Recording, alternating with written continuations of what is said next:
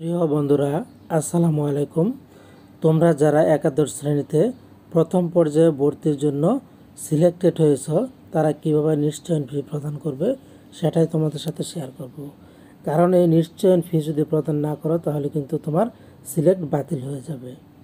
তো যেটা করতে হবে তোমাদেরকে, তোমাদের সামনে বিকাশের এরকম একটি পেজ চলে আসবে।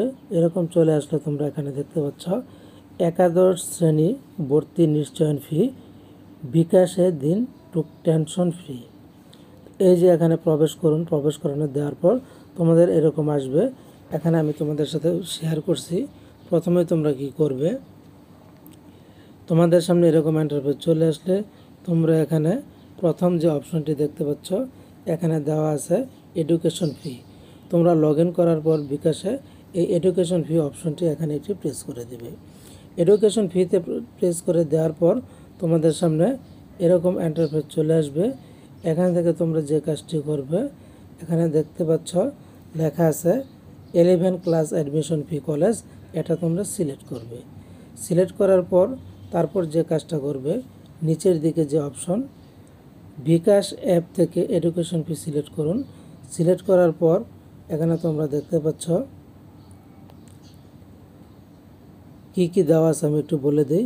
এখানে দেওয়া থাকবে রোল নম্বর, শিক্ষার্থীর নাম, তারপরে টাকার পরিমাণ, চার্জ এবং সর্বমোট কত টাকা দিতে হবে। এগুলি আসার পর এখানে তোমরা এই যে অ্যারো অপশন দেখতে পাচ্ছ, এই অ্যারোতে একটা প্রেস করে দেবে। প্রেস করে দেওয়ার পর তো বন্ধুরা, এরপর তোমাদের যে কাজটি করতে হবে, পরের যে ধাপটি, এই পরের ধাপে তোমরা চলে যাবে।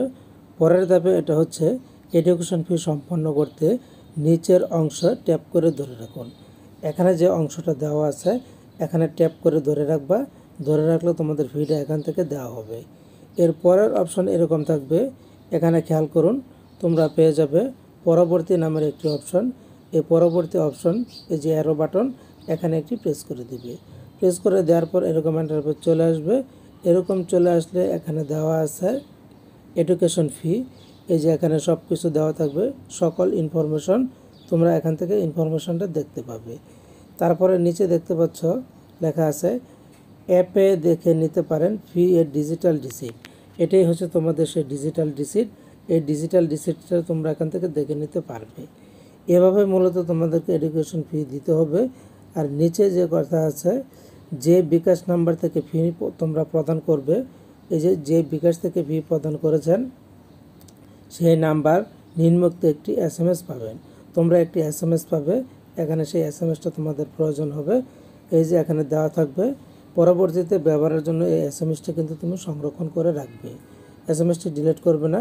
এবং নিচে বলা আছে ফি জমা দেওয়ার পর xclassadmission.gov.bd ভিজিট করে দেখে নিন আপনার পেমেন্ট সম্পন্ন হয়েছে কিনা। পরে তুমি দেখবে ওয়েবসাইটে ঢুকে যে তোমাদের পেমেন্টটা সম্পন্ন হয়েছে কিনা। তো বন্ধুরা, এই ছিল মূলত পেমেন্ট করার নিয়ম। আশা করছি তোমরা বুঝতে পেরেছ।